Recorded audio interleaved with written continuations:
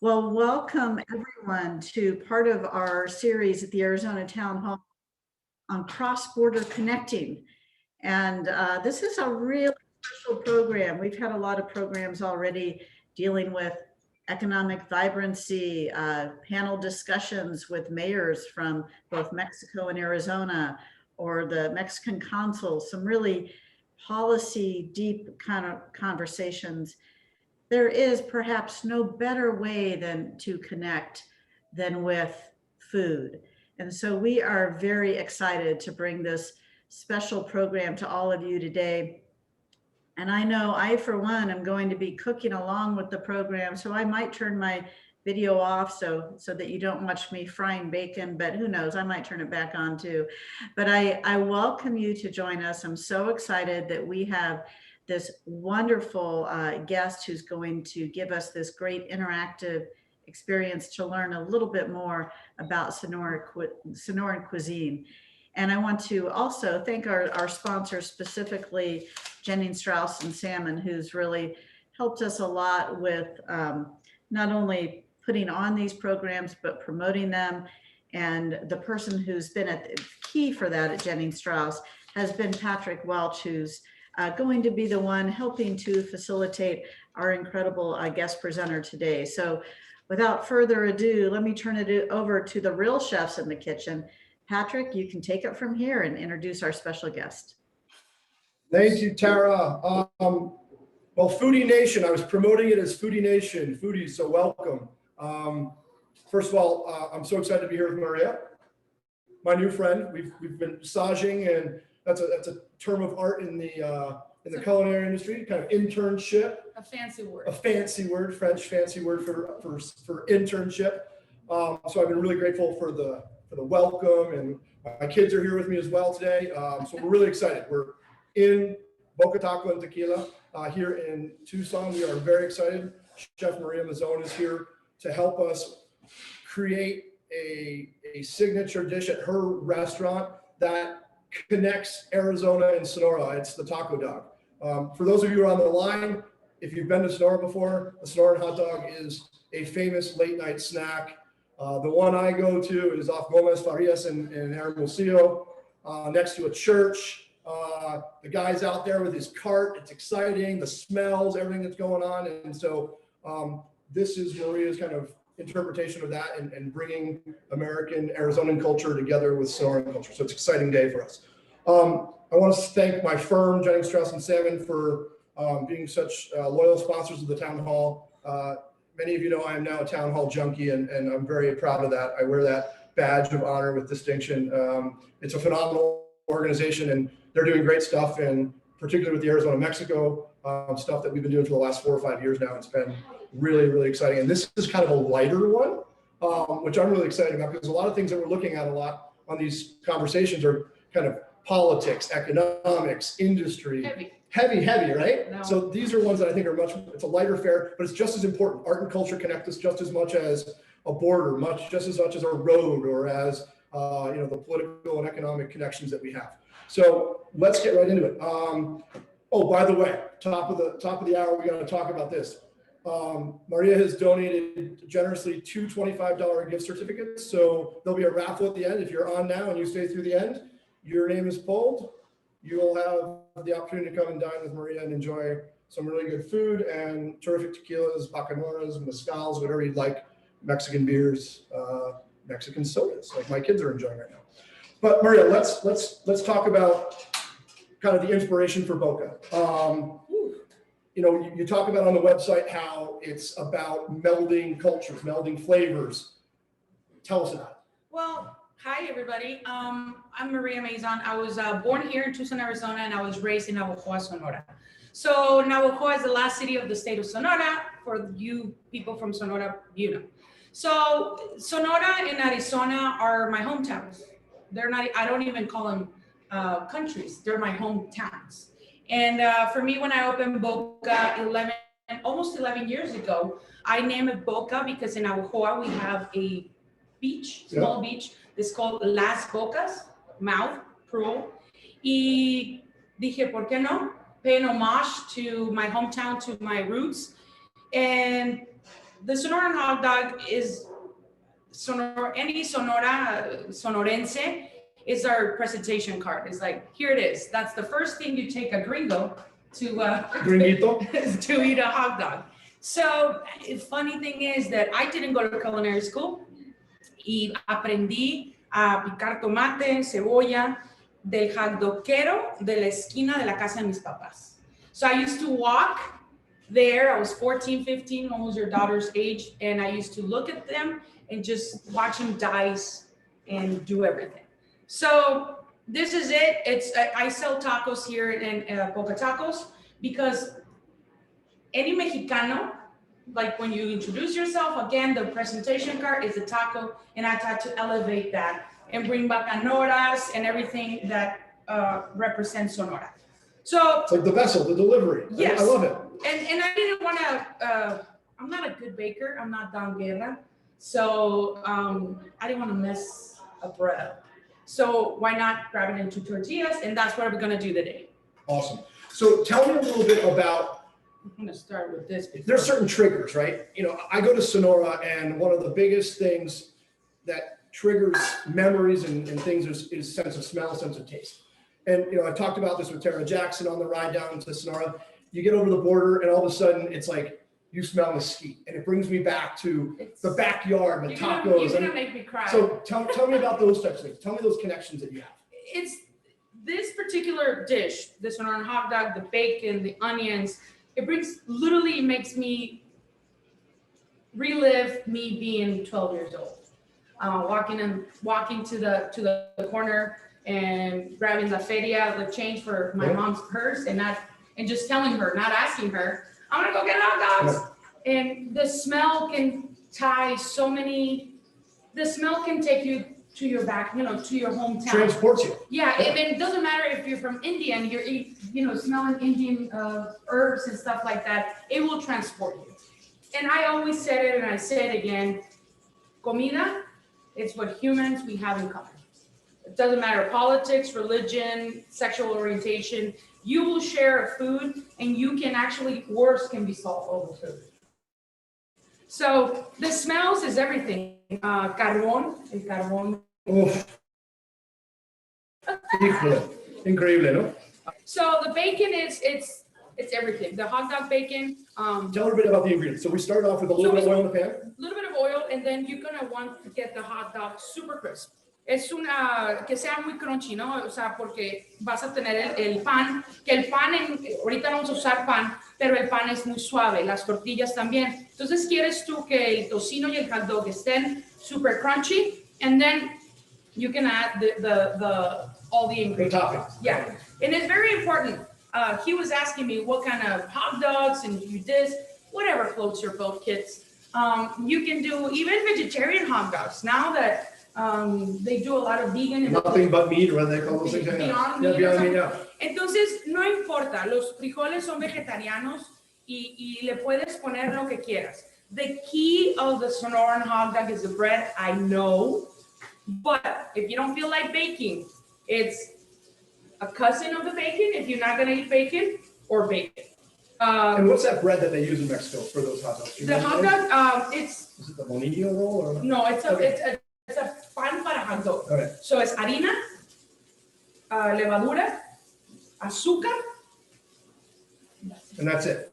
That's it, and salt, a pinch of salt. And it's kind of like when you make pizza dough. Yes. The water is everything, right? Yes. And the environment that you're in Yes, creates because that bread in Mexico for the Mexican hot dog, or the tortillas, the tortilla. is just incredible. It just has a different texture, a different flavor. You can't get it everywhere. And then, oh yeah, and then when you go to a hot dog place, right, the hot dog cart, they have all the toppings, no? Jalapeño, queso, Chile pepino, guarito. guarito. Aquí en Boca, we do salsa. Salsa, which you're known for. Yes. So tell me about that. The salsas it's what's going to take you to another level. I always said if people cannot travel, why not take them to Japan or India or Mexico through a salsa? So if you're eating a taco and I have a Thai salsa with basil and ginger and Thai chilies, you're merging two cultures together with respect. That infusion. Yeah, Ingredients, but it's always respecting every culture. don't get too crazy because I always say less is more. Keep it simple. Yes. So see that beauty. Look at that beautiful crunchiness right here. Let's get the camera on there. And tell people why you're using chopsticks. They're not chopsticks. What is it? Tongs. A tongs, little tongs. Tell them about They're it. too fancy. Look. Look at it. It's great. Easy, but it's very It's easy to move things very with. easy and it beats the Clunkier, big ones. big ones and actually it's less noise. I hear you. So we're gonna do that. Particularly if you're cooking in front of people, you don't want that much noise. You want to have, Yeah. you want to enjoy the meal. So tell everybody about kind of how you got into cooking. I mean, you talked about your story about going out and, looking how they were chopping the tomatoes. What was your first experience with cooking? Who was your inspiration? Well, I became a chef by accident. Okay. I opened my own catering company and I started waiting tables on a restaurant on the foothills. Okay. And I always said, if you asked Maria 11 years ago, I always say Mexican food is not yellow cheese and not sour cream. I used to get pissed off. Yeah. Now I understand that's their version, but this is mine. I grew up in Mexico. I know what Mexicanos Sonorenses we eat. We don't need with yellow cheese. We don't need with sour cream. But I have to learn how to respect the people that do. I have to understand that one Sonora, Arizona was Mexico once. So merging those things together, and that's how now the enchilada style and all that came about. But that's how I manage, and I opened my own catering company. I opened Boca, like I said, 11 years ago. And once I started cooking, I fell in love with it. So It's passion. it's one of the best, most beautiful mistakes I've ever done in my life.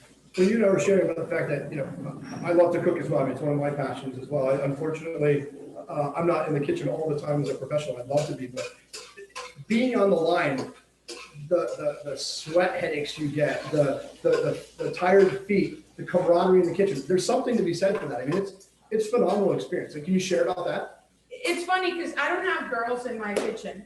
Well, Diana, Dee, and me. And I've never had the luck to, it's just, I call them my boys, my kids. Yeah. The heat, it's funny. I just got my first IV. I got dehydrated a couple of days ago. It's brutal. And now with the mask, oh my Lord. But it's one of those things that I always say, if you want to be a chef, it's not about the money. It's not about the fancy Zoom things or the signing. It's about the passion. It's what you put on the food. Yeah. And it doesn't matter if it's from a humble hot dog to a piece of foie gras with caviar. It doesn't matter. You have to do it with respect. And as soon as you do it with respect for the food and love, it's going to taste. Yeah. So. Speaking of masking up, you may be wondering why Maria and I are not masked up, but both of us have gotten our double vax. Oh, yeah. So we felt comfortable enough today. If you haven't gotten your vaccinations or you're thinking about Please it, do. go out and get it. We want to have more restaurant experiences. Restaurants in Arizona are open for business, which is really important. They're still doing social distancing guidelines here at Boca, which is great. I am, and I ask my kids to get vaccinated. Of course, I cannot force them, it's up to them, but I think 80% of my team is vaccinated at this point. We still follow social distancing. I still haven't got all the tables inside out of respect. And outside, everybody on my team wears a mask, we wear gloves, still getting the restaurant disinfected. Got Purell coming out of every corner, and just doing our part, man, because COVID is apparently here to stay, and we don't want another 2020. No, not at all. No. So tell me we've talked a lot about the fact that we changed out the Mexican hot dog roll for the tortillas. What are some of the other Mexican techniques that you have with this preparation, and how are you mixing those with an Arizonan technique or an American technique? The American technique is pretty much there's none and there's no Mexican. That's the taco. That's going to bring both cultures together. The bread, honestly, it was pure laziness because I didn't want to deal with bread. I have enough on my plate as is. But it's typical. You can do the beans. And what type of beans are we going to be looking at? We do pinto beans. Okay. I cook them with guajillo, cilantro, cebolla, chile verde, sal, y ajo. Tell everybody who doesn't know what Okay. guajillo is. So guajillo is a dry, I call it the cousin of the chile verde, but it's a dry red chili.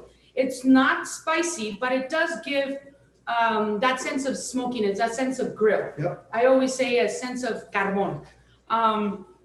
You can get super creative and you can make Indian beans. You can add cardamom, you can add ginger, you can add everything and have that sense of other cultures to one simple taco. So open up your spice rack Yeah. and play with it. Have fun with it, right?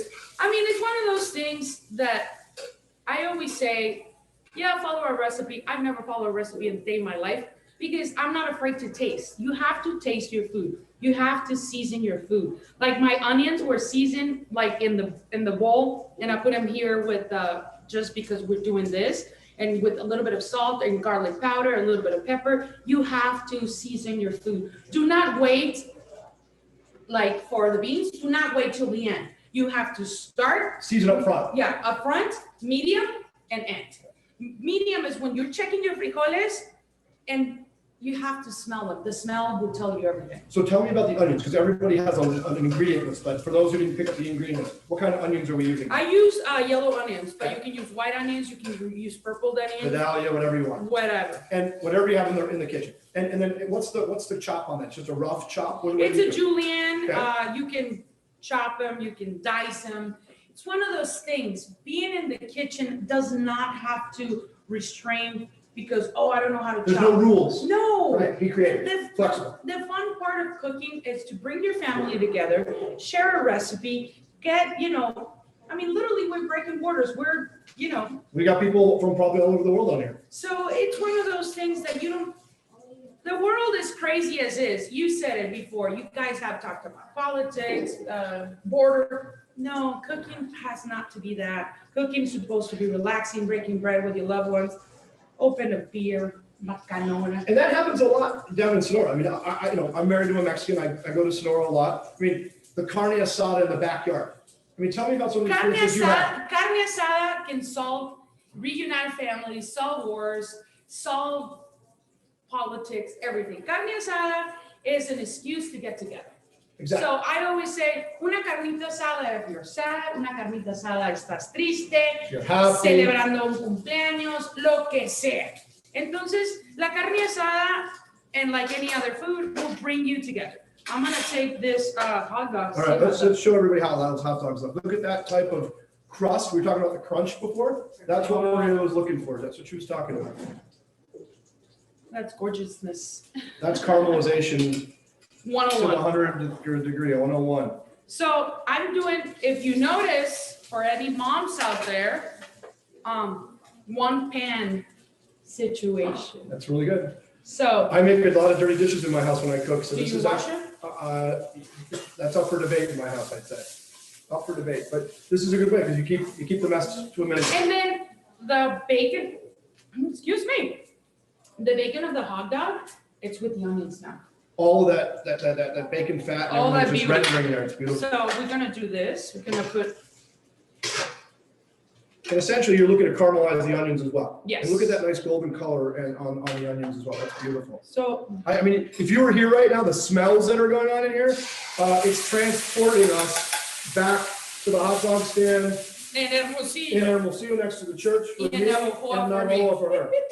It tells you how small this world is. As Maria and I were getting to know each other a couple weeks ago, I've got friends in Navajo, and our friend And we have a, Fernando is friends, they're childhood friends. So it's really, food connects, right? oh, Look at yes. that. Yes. We're a prime example. All right, so we were talking about using things in your cabinets, using things in your refrigerator. What is a must ingredient in your house?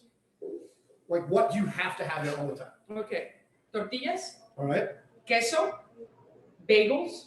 I have a 12-year-old kid. All right. Come on.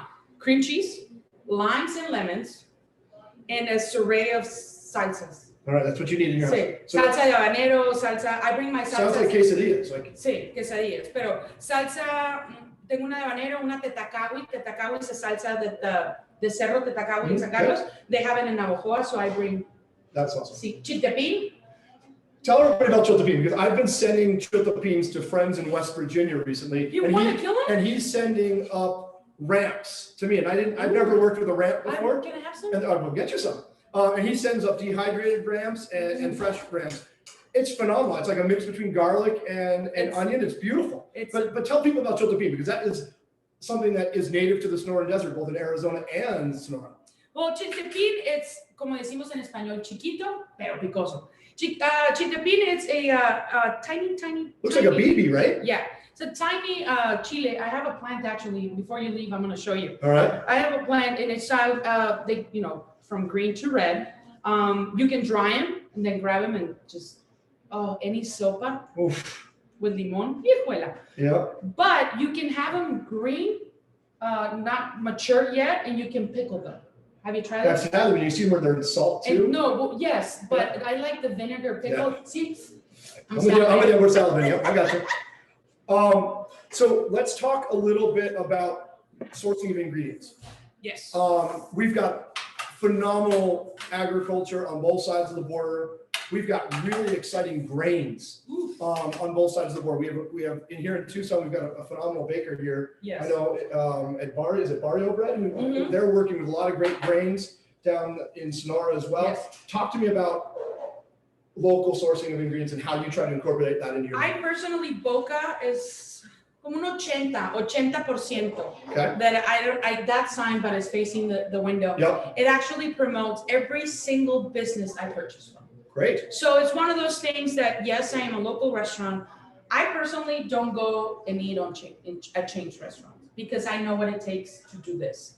I always le digo a mi hermana, tengo una hermana más grande, Okay. cuando vienen de shopping acá y le digo, ¿a dónde vas a ir a comer? No, ahí no, acá. La regaño. Because We won't mention names, but No. promoting a local restaurant, you're promoting Tucson economy, of course. You are giving jobs to people, and you are actually making other businesses like mine succeed. My tortillas, soon enough, I'm gonna open my own tortilla factory. In the same Boca courtyard, I'm opening Sona. Sona is a mixture of Sonora and Arizona. Sona. I like That's it. where I started and where I ended. Great play on words. So it's a nixtamal. I bring the nixtamal from Oaxaca. Okay. And I got my molino. So tell everybody what that is. Nixtamal is the dry corn, and you have to bring it back to life, and you actually have to boil it with water and cal. Cal is Lime. there you go. Thank you. Whoever said that, thank you. And I'm going to open it. I brought my machine from Hermosillo. Okay. My molino from Mexico City. So I'm right now in the process of permits and all that, but hopefully by the end of May, it's going to be completely open. And my other goal is And that'll be production of tortillas, Yes, both for me. corn and Just corn. Okay. And now I want to do what Don Guerra is doing and supporting Sonoran agriculture, and here in Arizona as well. We are known for our trigo. Exactly. It's one of those things that for Sonora, carne asada and trigo. And Don Guerra is doing a justice to that grain. For me, it will be making tortillas de harina. If I close my eyes to go and after my mom picked me up from school to go and buy tortillas de harina, tortillas de maíz, and they call me boy because I always have short hair. I get pissed off, grab the pesos and throw them at them, and There you so go. that was me. So you're talking about like different parts of Mexico. Yes. So I want people to have a really good understanding when they leave here today about the different flavors. It's just not the flavors of Sonora, No. where maybe carne asada and puerco is very popular. But talk to me about other regions. You mentioned Mexico City has a long tradition of culinary fame. But give me examples of other things that you're trying to incorporate into your menus, into your techniques, or even just things that you love. And that's our fault as Mexicanos. I said it in an interview that Mexico gets recognized from the waist down. Guadalajara, Oaxaca, Puebla, and you go Yucatan, Yeah. Mérida, and then Sonora gets like nothing. But I love to bring, make cochinita pibil, like cochinita pibil, Love it. but a pibil salsa and stuff from Puebla and all the moles. Trying to just get together what Mexico has to offer. Sadly, and I said proudly, sadly, people think it's Mexican food, it's Mexican food. You will never, ever in 11 years of my career will listen to me to express or tell me what do you do, and I say Mexican cuisine. That is the difference. Mexican cuisine is elegant. Mexican cuisine is simple. Mexican cuisine is colorful, it's fresh, right? It's full of freaking vitamins and all that. But if you know, do you live any part of the United States? Y luego cuando también vas a Mexico, it's... Well, different regions of the country have different things to offer. For example, you're in Boston, you think fresh fish, you think cod, you think haddock. You go down south to Charleston, you're going to see a different play on different fishes. But the thing is, it's funny how people don't think that about Mexican cuisine.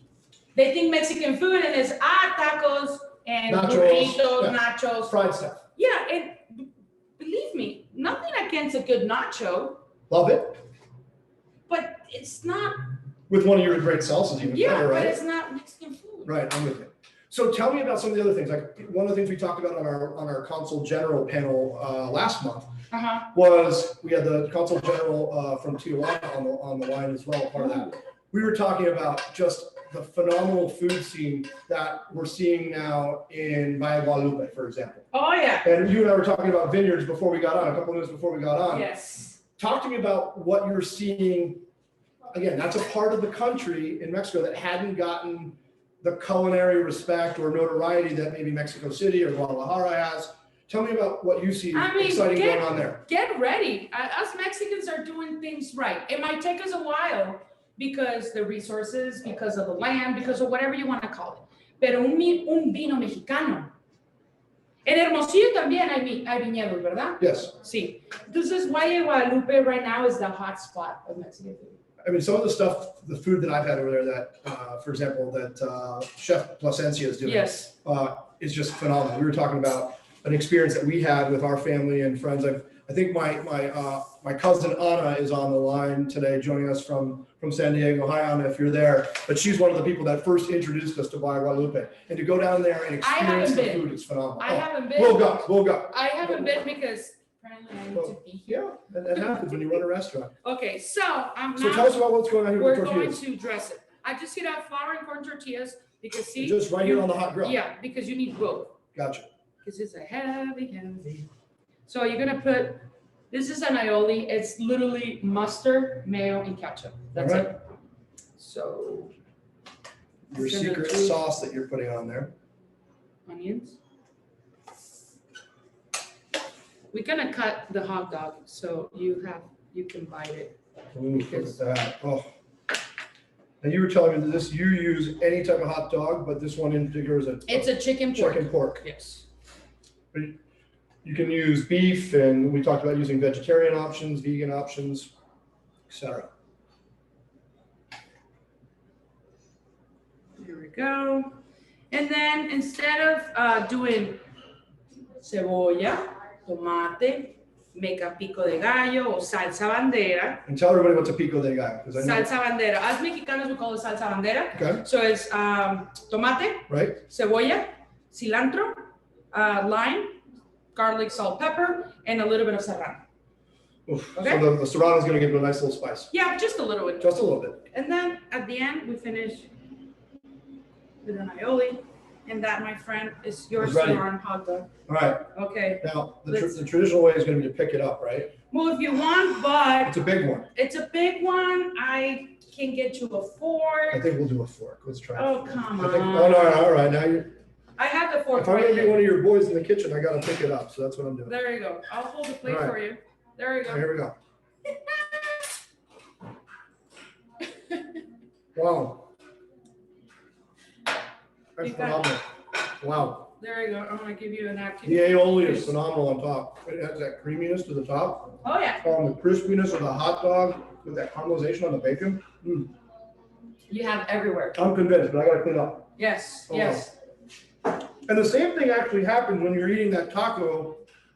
Sorry, when you're eating that hot dog in Hermosillo and Navajo. And you're like, right? And then you get a big lump of mayo, mustard, tomato in your foot. I always do. I don't know why. Me too. It's always on the shoe. Yeah, it's always on the shoe. Yeah. All right. So tell me, when you're coming, talk to me about the menu here. Because I want to, we got a menu over there that we put up on a display, but just run me. Somewhere. No, just this run is me- my oh, I know. drink Oh, here we menu. go. There you go. So, But tell me what are some of the things here that we can get? see, this one was my old one. For a while, I actually changed the appetizer. So you're I playing had- at Cecina. Tell people what Cecina is, 'cause that's Cecina- a really cool Sonoran dish. I know, but cecina is pretty much beef jerky. A thicker jerky. And where is it noted? And my recollection was in Obregón. In Navajoa. In Navajoa. Well, Oh, is people it? would say Navajoa, Obregón, I would say Navajoa. But you come in, it's a very simple menu. Everything is a la carte. It's 6-inch tortilla taco. Everything comes with all the salsas to your table. And it's pretty much you order, the waiter or waitress goes to the computer, puts the order. I personally grab the meat, put it on the grill. I have no steam table. So made to order. Yes, I don't have steam table. And that's a misconception of some of our customers that, hey, I'm ordering tacos, why is it not? And I'm like, no, it's a restaurant that serves tacos, then specialize in tacos. And that is, once again, the misconception of you're not in a taqueria on the corner, on the side of the road, which I love and I go, but this is a restaurant that makes you want to enjoy bacanoras, tequila, cerveza, and enjoy a couple of tacos. We have from the macho, that is a roasted Anaheim pepper, stuffed with melted cheese and steak. Oof. Everything comes with cabbage and guacamole, pickled onions on the side. And like I have a lot of vegetarians. I have a cauliflower with the Indian twist. It has You were talking about the infusions from different yeah, parts of the I land. have a cauliflower, it's a grilled cauliflower with a curry cilantro sauce. I have a tofu taco. I have pastor taco. I have a Dan Gibson taco. I don't know if you know who Dan Gibson is. I don't. Help me out. No, you don't know? I don't. Tell me who. Help me out. Help me out. Who's Dan? Dan Gibson is one of my best friends I gotta meet him, I guess. that actually, he works for Visit Tucson. Okay. And he actually, 11 years ago, he used to write for the weekly, I believe. And he came in and he kind of liked what I was doing and we became friends. And he believes in what I'm doing. And he has helped me tremendously in my career. And I said, thank you. I'm going to name a taco after you. There you go, Dan. If you're on, there's a big plug So for you. A that's big the thank Dan you. Gibson. That is a barbacoa style. Barbacoa, birria, Tell Mexico. people what barbacoa and beer are. 'Cause I had it when I first went down to Mexico. My mother-in-law makes it. It's phenomenal. I don't use goat. Okay. Certain people use goat. I use beef. Okay. Certain people, well, not certain people. Barbacoa is literally in the ground Yep. with banana leaves or tequila, mezcal. I forgot the name. Yeah. So it's a process. The arms of the. Yes. There is a chef in Philly doing just barbacoa. She's from Mexico. I've She's heard an about it. immigrant. Yeah, I've heard about it. And she is a James Beard Award winner. And that alone tells you, holy effing God. She doesn't need to do anything else. Simple, like we talked about. And that's what I'm Yeah. talking about. Like, to me, I have tacos. That's what I do. And I can get fancy. Believe me, I can get my pinky up and we can do this. And I have pulpo asado. It's pulpo that is marinated in guajillo, ancho, limon, mantequilla, grill it. It's phenomenal. And that's another Sonoran classic that Yes. you have. Because, I mean, Sea de Cortez is right there. And camarones and everything else that the sea has to offer. So tell me a little bit about, you mentioned the process of a birria, or it's a long process. It is. And you're using tougher meats because of that, because of the cooking process to break down it. Tell me about what goes into that, because I don't think people know that when they get a birria taco or they get a taco de cabeza in the morning, They don't know that it's they don't know all the preparation. for that goes 10 into it. hours. Yeah, so talk to people about it. I mean, tacos de cabeza, tacos de lengua, it does take about 10, 12 hours. You know, it depends how you're cooking it and where you're cooking it. I don't have the luxury of doing that. So I buy a little bit more expensive meats. I buy certain things that is going to help me speed the process for the cooking. Birria y barbacoa, I mean, if you do it like the traditional way, you're looking about 10 hours. And I remember being at the ranch in outside of Magdalena. my wife's family's from Magdalena Llano area. And they're digging holes in the ranch and they've got these big tubs that the meat goes into with the marinades that you're talking about. And they go in the ground and you bury it and you put the leaves over it. It's like cochinita pibil, with, you know, or the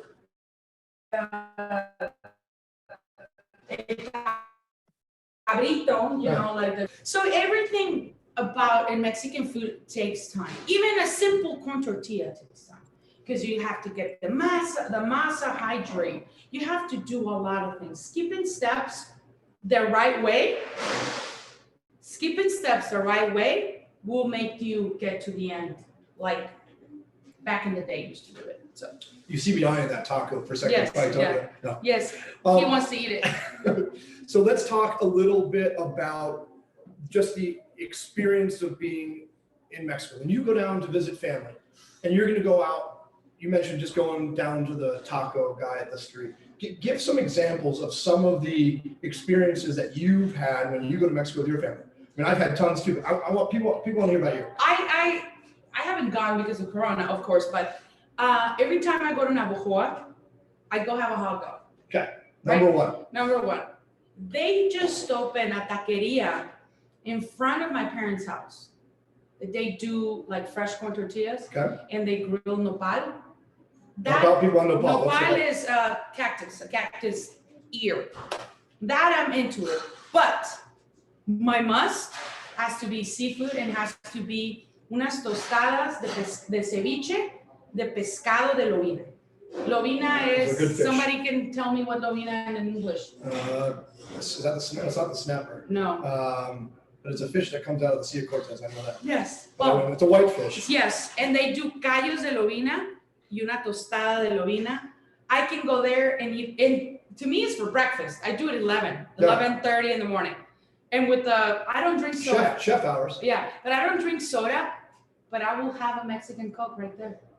With 2 tostadas, callos de lobina.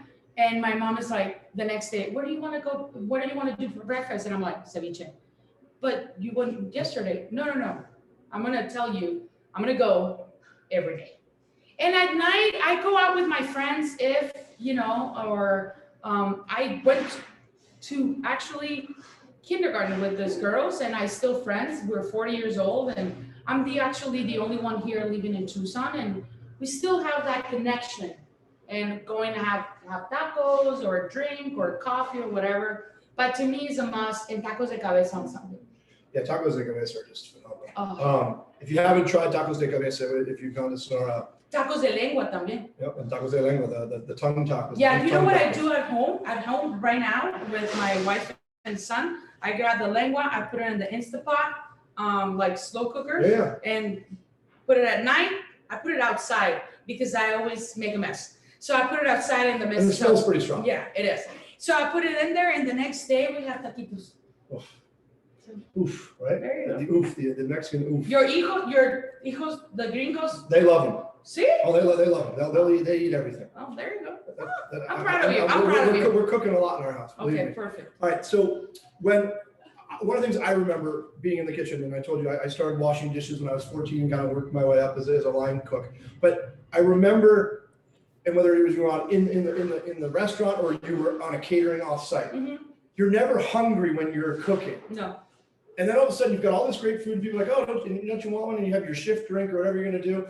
And you're like, no, I'm not hungry. And then you get home You're starving. and you're starving and you're going into the refrigerator and you're finding leftovers. You're finding a bowl of cereal. Do you have that experience? All the time. And what are you eating? Like, are you going to find something? Are you going to make something for yourself? I try nowadays when I'm 40, I'm trying to watch the weight because it's kind of hard. Yeah, same here. In the morning, I have a good breakfast. I try to skip lunch, which is super hard. Yeah. I just pound water like crazy. And at night, we do a nice dinner at home. But when I'm working like events or something like that, my guilty pleasure is a ramen. That's my son's guilty pleasure. He loves my ramens. guilty pleasure. And I'm With chiltepín in there, right? Chiltepín, limon, Yep. saltines on the side, Little Maggi? saltines on the side, and pepper jack cheese. Really? Yeah, you have to cut the pepper jack cheese on top of the saltine and then take a, oh yeah. Try it. I'm gonna try it. Yeah. It's on the list tonight when I get home, because I'm gonna get home late tonight. All right, so tell me a little bit about Restaurant 101. I remember growing up in Connecticut, and I worked for a restaurant growing up, like I told you. And the owner of that restaurant, his name was Steve Lynch, always used to say, 101, babe. It's all about Restaurant 101, babe. Oh, yeah. What goes into running a place like this? How do you get a place like this off the ground? Like, what was the, tell us about it. Restaurant 101, you have to be nuts to open a restaurant. Agreed.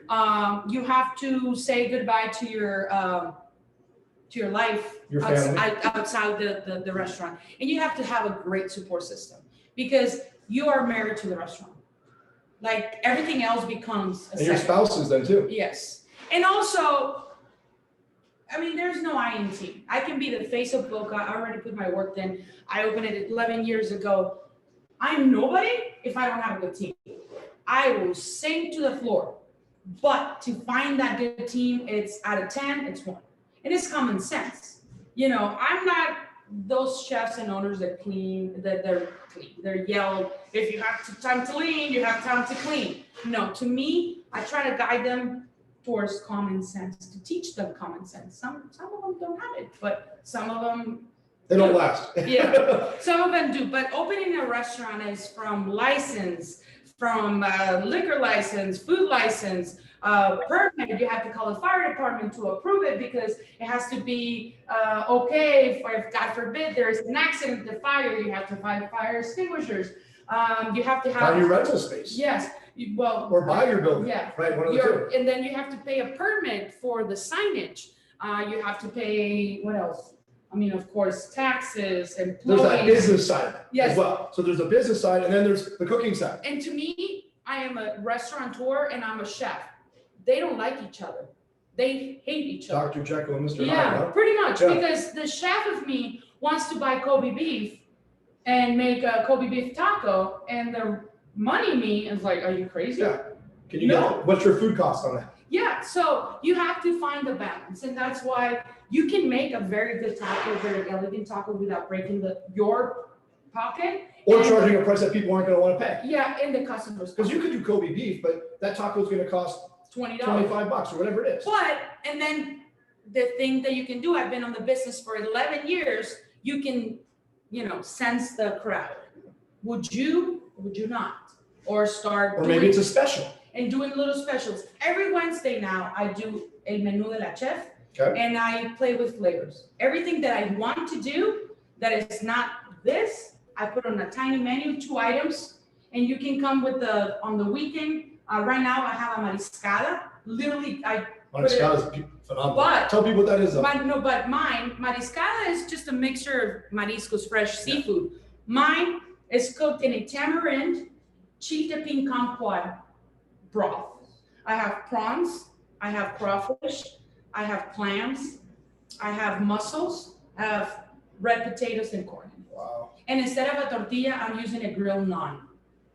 So that's that Indian infusion Yeah. that you love And working just with. to buy the naan, like I don't. I love naan. Oh, I love it. And just to make it or buy it. And then, okay, what do I have? I have tamarind. I love working with kumquats. Kumquats are a hidden gem on the citrus family. So it's one of those things. And of course, putting my chiltepin on it and just. I like working with the persimmon too from Sonora because there's so much of it. Oh, the persimmons? Persimmons, yes. Yes. Okay, sorry. I just became a fan of persimmons. Yeah. Like 5 years ago. My father-in-law got me into it. Really? They have a family relative that owns a farm where they. But what have- is it called in Espanol? I thought that's what it was. No, It was in I Spanish don't too, know. but Okay, so now you guys, people that speak Spanish you better can than chime me. in with persimmon. Lobina and persimmons, how do you say it in Spanish? Yeah. We have a saying, but I cannot say it because it's Yeah, a yeah, bad word, yeah. so no. Understood. So, Hey, I- Patrick, can I jump in for a second there? sure. First, there might be someone who can answer that question, not me, but a couple things real quick. There's some great questions in the chat room, and I can read them if you can't see it. And the second thing I wanted to say real quick, if you didn't notice it, I was cooking with you. It is delicious. I'm Thank sure you. not as delicious as what is there. That gave me an excuse to have a bite right now, so while she's talking. Okay, first question. Okay, lobina is a white bass, right? White bass. Okay, done. Sea bass. Sea Sea bass. bass. Oh, Okay. All What's right. And, maybe, one question? Marisol, do you mind reading the questions in the chat? I'm not sure if they can see them, and Patrick's reading, which is good. I'm sorry. So what about if each the person that write the question make the question, but like make the question, right? Like Karin, I know you had a question writing. Can you make the question What? yourself? Okay. Sure. Okay, so 2 questions. And by the way, fantastic job. I feel like Gordon Ramsay has nothing on you guys right now. Okay, Patrick and my. All right, so the 2 questions is what is your favorite cuisine to cook? And is there a chef you admire the most? That's a tough one. I know who I would say. Well, okay, I don't lean towards cuisines much when I cook at home. I have a beautiful pizza oven, a wood fire pizza oven that my wife got me for Christmas. Oh, wow. We put everything in that oven. You must have been good. Oh yeah, I'm a nice wife. Okay. Yeah. We cook at home very simple. Like I always do like grilled chickens, grilled meat, grilled fish. Always have a veggie and a salad. I don't lean towards a certain cuisine, but I can buy the typical ginger, the chiles, so I can pretty much mix and match whatever I But the want. grill is the vehicle. My grill, I use the grill 90% of the time because I hate cleaning my stove. Okay, there you go. I All right, mean, finish. I'm being honest here. Inspirational chef. I would say Jose Andres, Love him. because he's a badass and he has a great heart. He's doing a lot for the community. I Like got global I hunger. got the chance his to meet initiatives. him, and I was like, when my son saw Star Wars for the first time, that's how it was. You were starstruck. Yeah. Who else? There's a lot of them nowadays that I personally admire. That broke the barriers of Enrique Olvera, Mhm. Daniela Sotoines. People like them is making us. Oh, okay. So the road is already paved. I'm gonna walk it. Well, this is a really good opportunity to talk about diversity.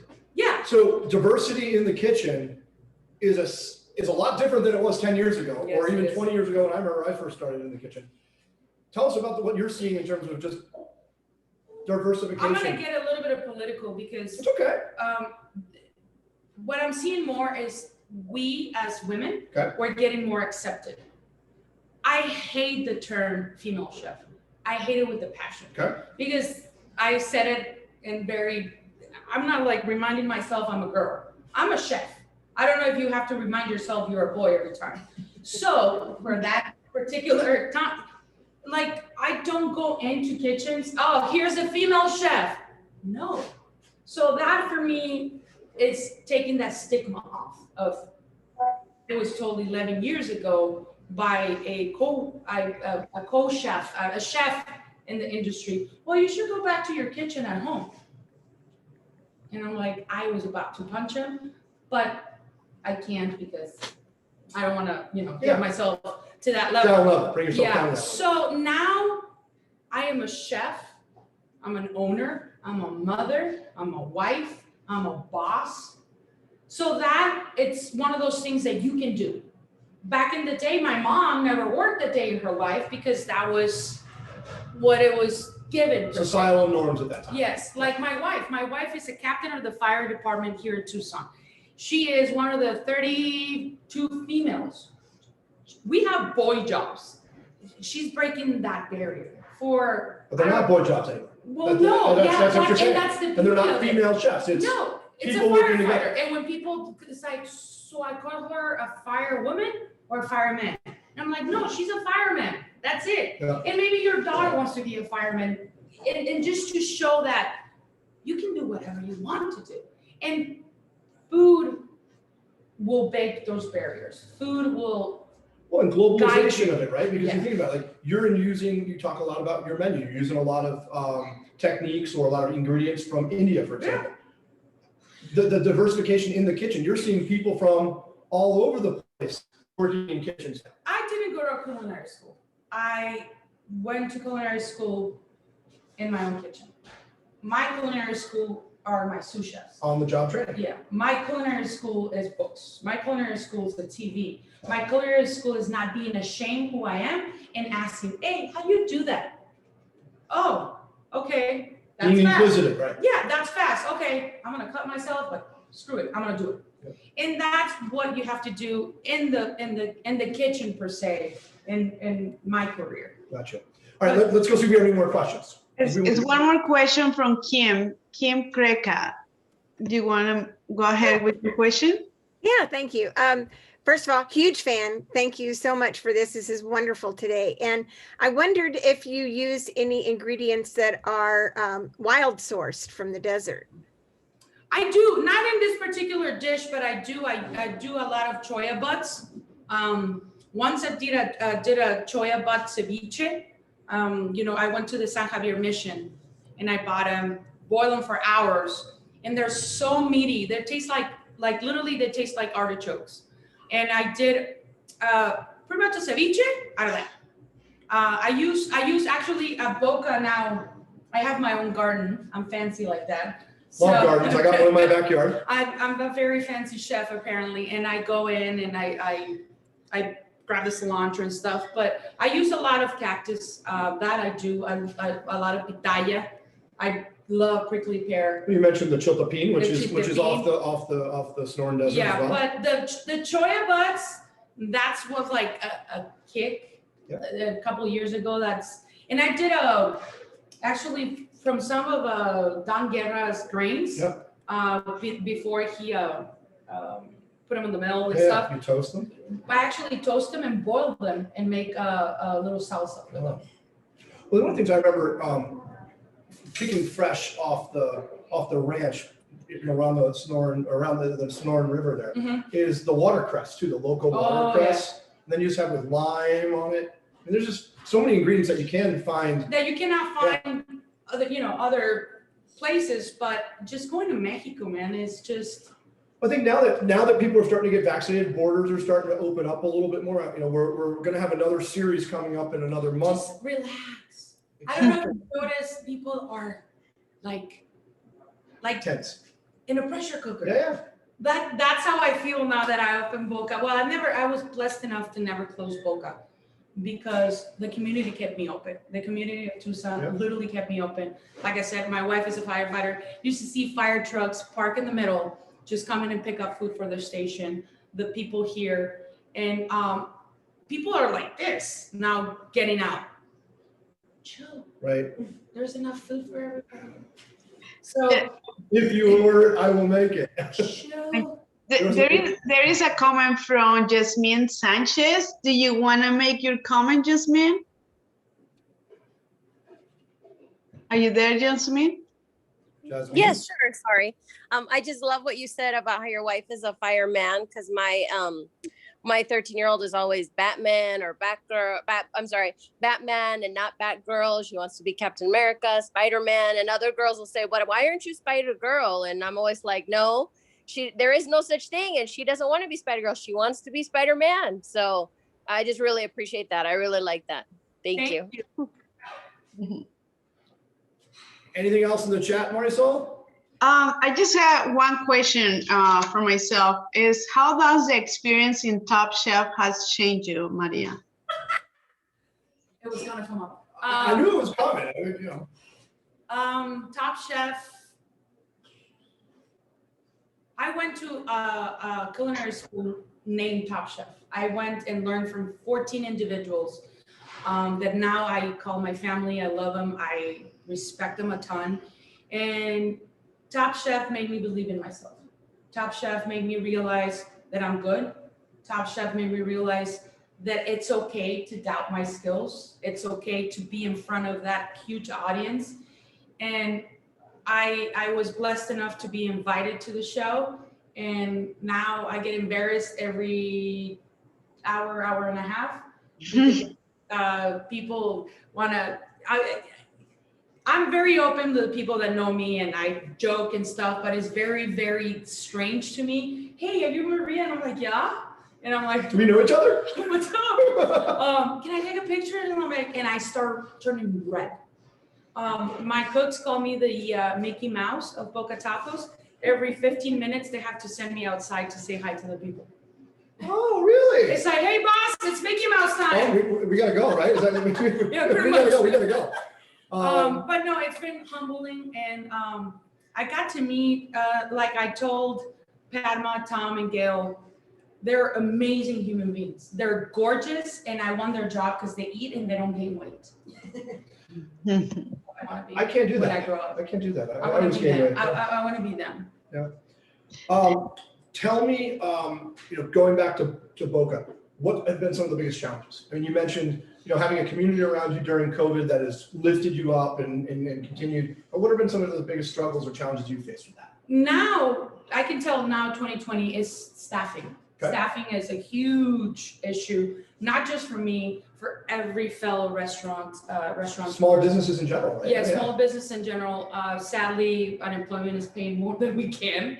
But it's staffing. People with the short circuit, like a short whatever wires. Yep. It's they're like this. That is now. In my whole career as a restaurant owner, is to making it happen. Is to not get my heart broken by my employees if they leave. Is putting my job first before and my employees before my family.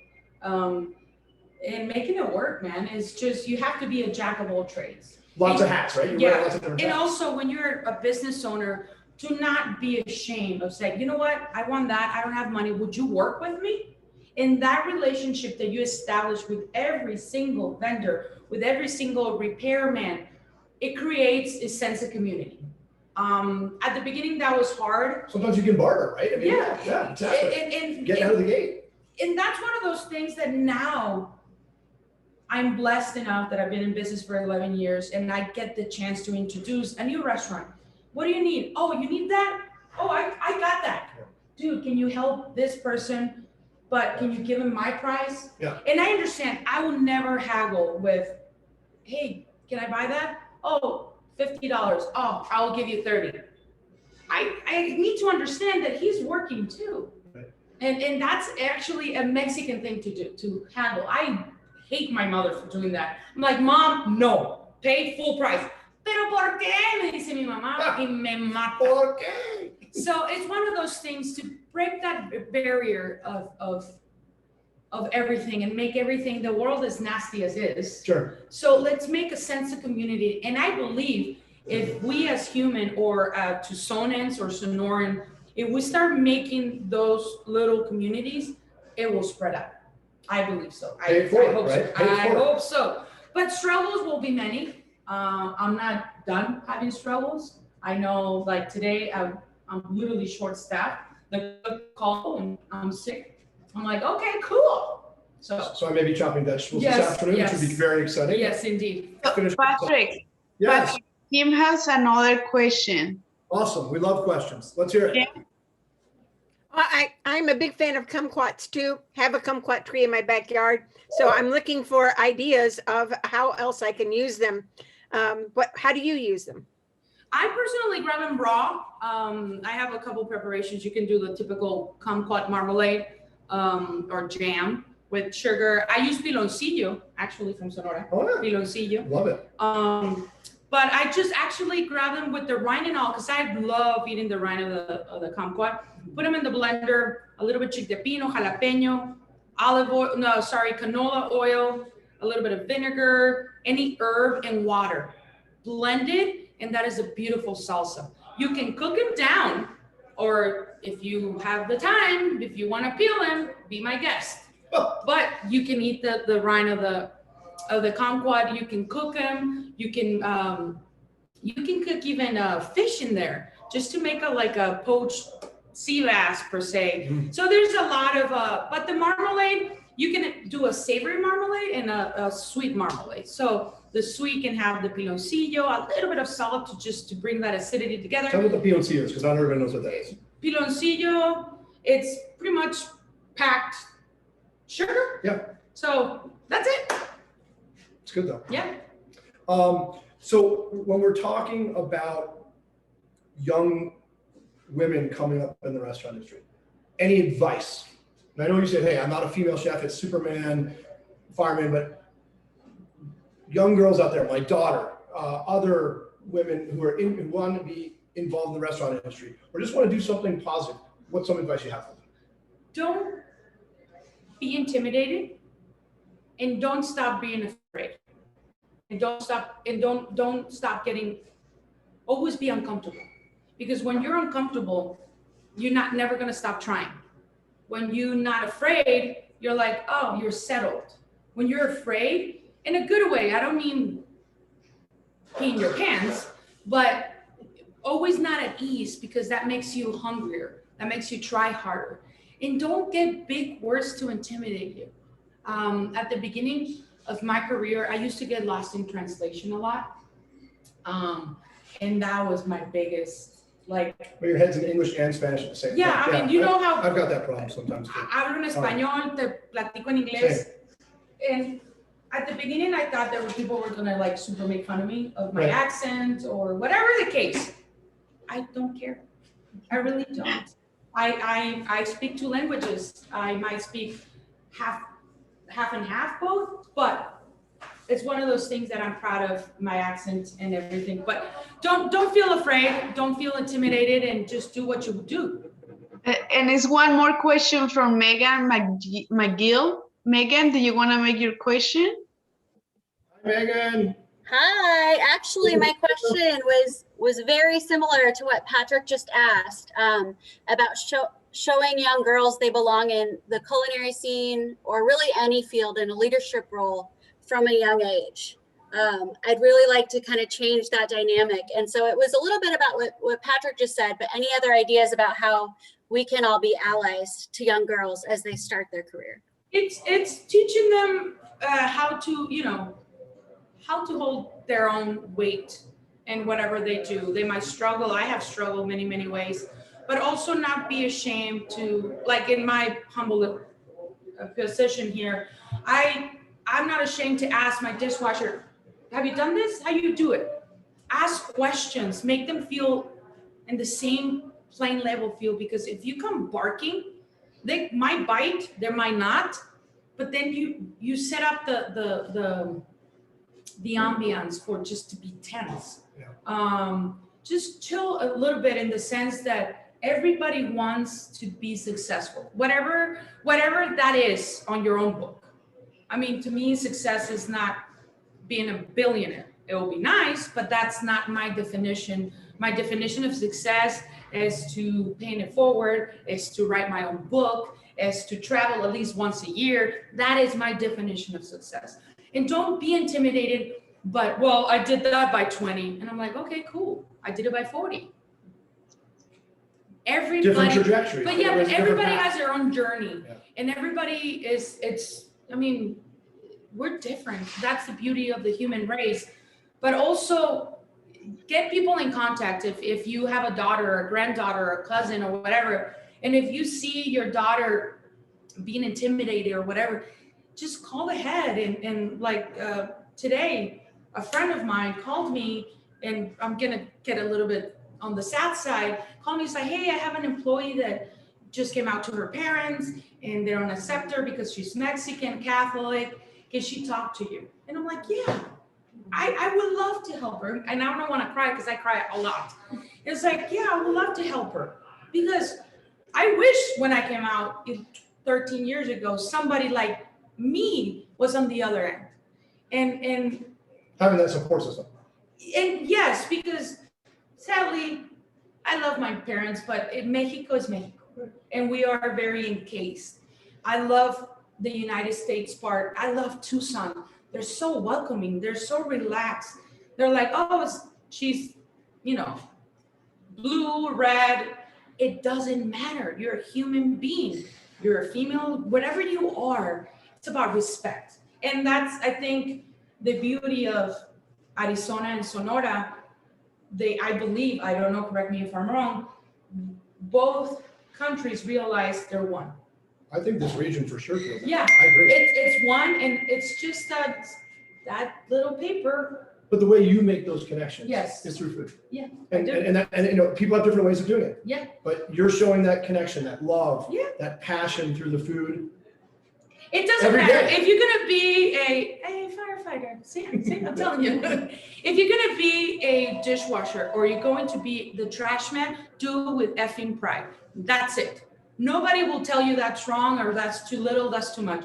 It's you that puts the barriers, you that puts the everything. It's you.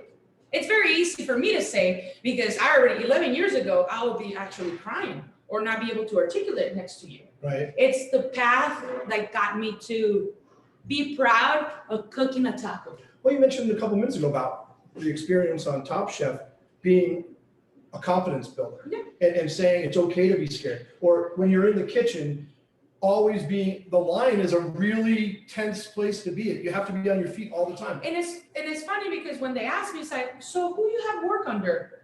And I'm like, under me? The table? The table? No, see, what chef are you work under? And I'm like, nobody? But you're a James Beard semifinalist. And I'm like, yeah? Just, where's your question?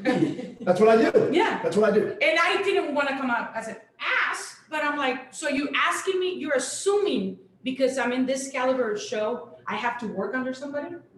No, my path was different. I was left with a restaurant. I had, en español tenemos, y como se dice, hay de dos sopas y la de fideo se acabó. Me quedó un chingas. Is one more comment from Alina from the Arizona Office of Tourism. And Alina, do you want to go ahead and make your own comment? Sure. We love you. You are so incredible. We love having you represent Arizona and Thank Tucson. So just thank you for being you. It's awesome. Thanks you. for your time today too. Thank you for everybody that joined us. This was fun. I was very nervous because I didn't know what I was expecting. And We just went with it. no, it was funny because I'm looking at the restaurant getting full and I'm actually not anxious. I'm about to pull a chair, got, some bacanora and. Yeah, I'm not nervous either unless you tell me I've got a lot of prep work to do in the kitchen. No, right now. no, I don't no. know. We're good, and I just want to say thank you, everybody, for joining us and getting the craft and respecting the cuisine and just taking an hour and some of your time. Thank you very much. Yeah, thank you very much, everyone. We do have our raffle, so let's get that done. We got to say thank you to Chef Mazon again for Thank being here with us today. Thank you, I thank thought this you. was awesome. We can hear people getting ready to come through the door, so we are going to have to get going. But Alex, can you pull the two names for me? And if those two people are still on the line, you are A winner. the winner of Chicken dinner. $25 gift certificate to come in and enjoy a meal here with Maria and her team. All right, so the two names I pulled for the raffle were Jasmine Sanchez and Kim Kreka. Oh, You guys are on there. Congratulations. Again, I want to thank my firm, Jennings, Strouss, and Salmon, for sponsoring. Thank you for everyone who participated, for the great questions, for our great guests today. This food is phenomenal. I'm Don't dying forget to finish tune my in hot dog. today. Bravo. 8 o'clock, Top Chef. I'll be there. Third episode. Third episode. I know. Final comments, please. I'm just going to conclude this because we want Maria to be able to get to that full restaurant. And I can't tell you how inspiring this was, not just the food, which was delicious since I actually cooked it, but also just your inspiring words. We are just so blessed to have you in the state and to have you with us today. I also want to thank Patrick for whatever chopping he may do later today to make up for the other staff, as well as helping to facilitate the conversation. And before we leave, Marisol, I'll give you just a quick highlight of some of the upcoming programs. We hope you'll continue to join us. Marisol? Yeah, thank you, Maria and Patrick, for this amazing program. And we are excited. I have learned a lot more from you, Maria. And so save the day for the next upcoming Arizona, Mexico town halls. And the next one is going to be Thursday, May 20th. It's about the impact of tourism in Arizona and Sonora. And then another one, the next one is going to be creating and sustaining a robust regional economy. That's going to be June 17th. Please make sure that you save the date for this amazing program as well. So again, thanks to all of you for being with us. Especially thanks to Chef Maria. Have a wonderful day. Look forward to watching you on Top Chef, and we'll see all of you soon. Take care.